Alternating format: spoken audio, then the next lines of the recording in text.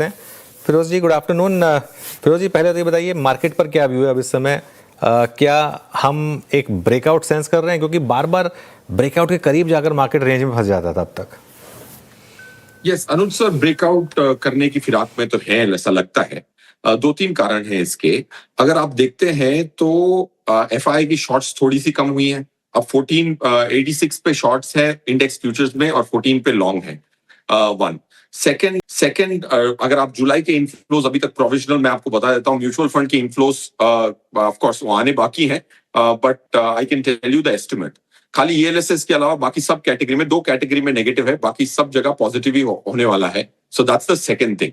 Total inflow आपके show पे बता देता हूँ, ऑफ कोर्स 5-7 दिन बचे हैं। टोटल इस महीने का, जुलाई का जो इनफ्लो है फंड्स का, वो आने वाला है 31,000 के करीबन net flow into equity. So I think net flows are positive. मैं ये डर रखता था कि भाई मार्केट जब ऊपर जाएगी वापस 24,500 के बाद, काफी सारे म्यूचुअल फंड इन्वेस्टर्स वेट करेंगे रिडेम्पशन करने का, वो होता नहीं दिख रहा है। ईएलएसएस एक कैटेगरी है जहां पे नेगेटिव है बस। Of course these are provisional numbers, हमारे एल्गोरिथम के हिसाब से कैलकुलेट हुए हैं। डिविडेंड यील्ड, वैल्यू फंड और इन ईएलएसएस में ही नेगेटिव है, बाकी हर जगह पॉजिटिव है। स्मॉल कैप में इनफ्लोज ऑलमोस्ट अबाउट 5,200 के आने वाले हैं और मिड कैप में भी करीबन उतने के आने वाले हैं। Second thing which I am saying is lot of liquidity, fund managers liquidity has not been टाइटन्ड।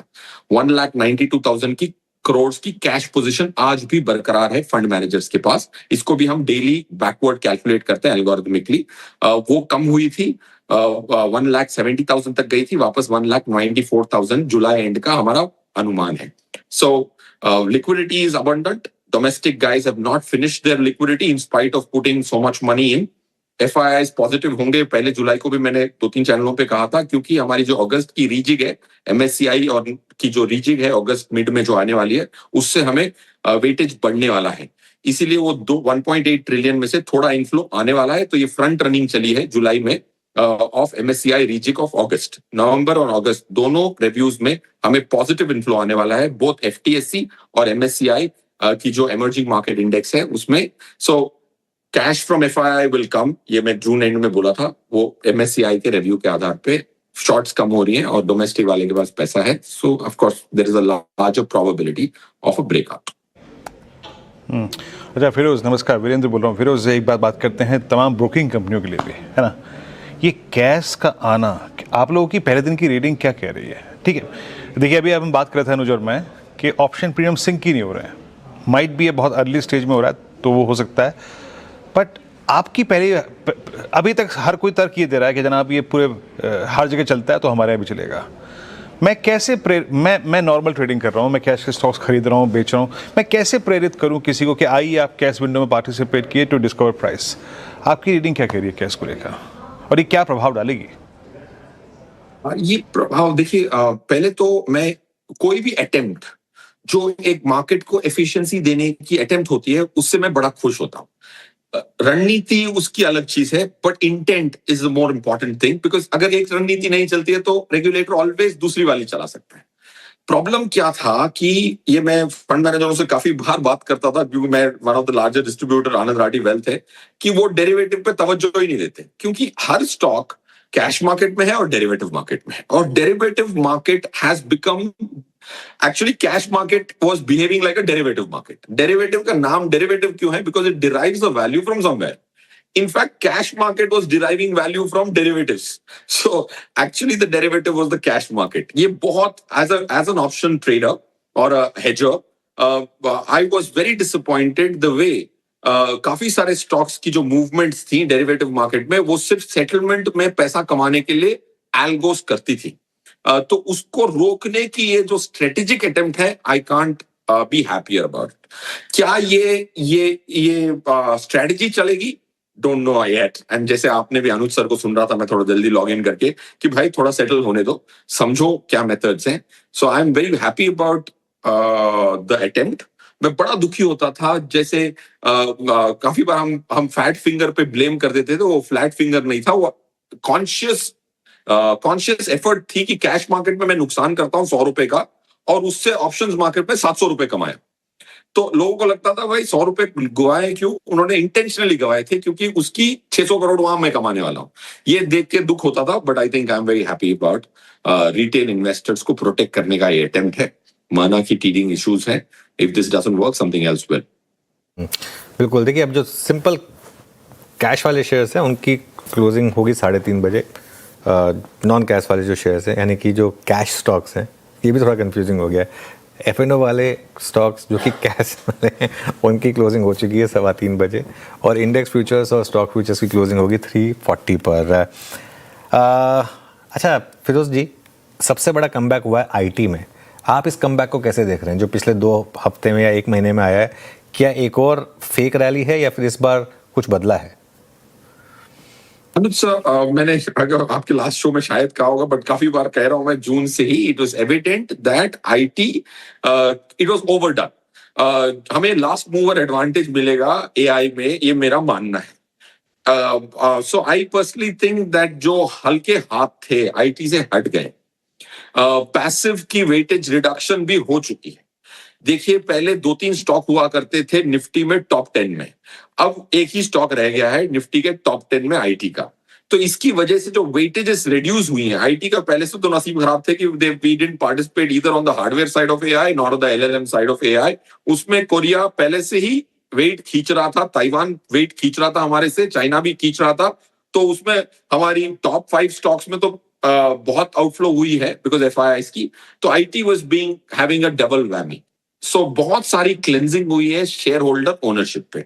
Bloomberg पे एक फीचर है जिसको कहते हैं सिक्योरिटी ट्री। उसमें आप ये देख सकते हैं कि लास्ट क्वार्टर किसने बेचा और किसने खरीदा, उससे बड़ा तात्पर्य आप कंक्लूड कर सकते हैं। I am not qualified to recommend stocks, that's why I am telling you where to do research on a stock for your viewer. उसमें यह समझ में आता है कि जब स्टॉक गिरा, अगर रिटेल ने बेचा और गिरा तो कोई घबराने की बात नहीं है। इंस्टी बेच के रिटेल खरीदे और गिरा तो एवरेजिंग नहीं करते। सो कमिंग बैक, आईटी की ओनरशिप की क्लेंजिंग काफी हो चुकी है और थोड़ा पेन हो सकता है, but I would be very comfortable owning IT at these valuations and this kind of ownership stratification. अच्छा फिरोज, अभी इस वक्त आप मेटल्स पे, प्रीशियस मेटल्स पे और मेटल से एसोसिएटेड जो स्पेस होते हैं लाइक गोल्ड फाइनेंस कंपनियां या फिर वो बैंक्स जो कि सब्सटेंशियल गोल्ड फाइनेंस कारोबार होल्ड करते हैं, क्या भी रखते हैं? देखिए, मैं इसलिए कह रहा हूं कि यूएस की जो बॉन्ड यील्ड्स हैं ऑलमोस्ट एक ऐसे कगार पे पहुंच गई हैं जहां से जो कि प्रभाव डालेंगी डोनाल्ड ट्रंप साहब के पास कि आप इस युद्ध को समाप्त कीजिए। आई मीन 4.7 की यील्ड आप नहीं, आप देखें तो टॉलरेट कर सकते हैं। ऐसे में आपका प्रीशियस मेटल्स पे क्या व्यू है यहाँ पर इस प्राइस पर? वीरू सर, मेरा ये मानना है कि जब वो, जैसे gold and silver, if you have to call them gold largely precious metal, जब वो 5600 पे गया था, it was a writing on the wall कि ये शॉर्ट गामा का स्क्वीज था। जैसे एडीआर एक बार इन्फोसिस के अगस्त में कहीं एक रात को 34% गए थे। ऐसा क्यों होता है कि जैसे एडीआर में ऑप्शंस मार्केट है और फ्यूचर्स मार्केट नहीं है, तो ऑप्शंस में गामा होता है, फ्यूचर्स में सिर्फ डेल्टा हेज कर सकते हो आप। गामा, टीटा, वेगा एंड रो को हेज करने के लिए ऑप्शंस मार्केट की जरूरत पड़ती है। तो जब मैंने गोल्ड का प्राइस देखा था 5500 पे, जनवरी में कहा था ये गोल्ड की वजह से नहीं जा रहा है, वो गामा स्क्वीज की वजह से जा रहा है। तो आज अगर गोल्ड 4100 पे होवर कर रहा है, ग्लोबली चलो करेक्शन हो चुकी है, इंडिया की करेक्शन नहीं हुई। क्योंकि मैं हाईलाइट करना चाहूंगा हर व्यूअर को कि जो हमारी जो इंपोर्ट ड्यूटी थी, जो इंपोज की गई है, वो निकल जाएगी। उसकी वजह से 6-7% का इजाफा मिला है, और 6-7% तो रुपये की जो डेप्रिसिएशन है इस साल की, उसकी वजह से मिला है। ये 2 कारणों से मुझे इंडियन गोल्ड पे ज्यादा बेरिश हूं मैं। क्योंकि अगर आप जनवरी से देखते हो, we have outperformed, Indian rupee gold has outperformed dollar gold by 14%। तो ये जो फ्रॉथी वैल्यूज हैं 1,41,500, वो उससे थोड़ा डर लगता है। रुपी की appreciation is also writing on the wall. जब 97 गया था, सब 100 की बात कर रहे थे। भाई अगर $40 बिलियन आएगा, $80 बिलियन आएगा और 65 बिलियन आपकी बैलेंस ऑफ पेमेंट है, तो जाहिर सी बात है depreciation becomes low probability unlike RBI wants it. So coming back to the yield question, yield curve finally India में फ्लैट नहीं रहा। 2 साल पहले फ्लैट हो गया था। ये 3 महीने का पेपर भी 6.6 था, 10 ईयर G-Sec 6.86 था। इंडिया ने कभी भी इतना फ्लैट यील्ड कर्व लास्ट 25-30 सालों में नहीं देखा था। अब फॉर्चुनेटली यील्ड कर्व बेटर हो गया है, तो बैंकिंग एंड फाइनेंशियल सर्विसेज के लिए अच्छा है, गोल्ड लोन कंपनीज के लिए भी अच्छा है। Flat yield curve was very detrimental for the financial services. Okay, चलिए फिरोज जी, बहुत बहुत शुक्रिया आज जुड़ने के लिए हमारे साथ और अपना समय रखने के लिए। आगे बढ़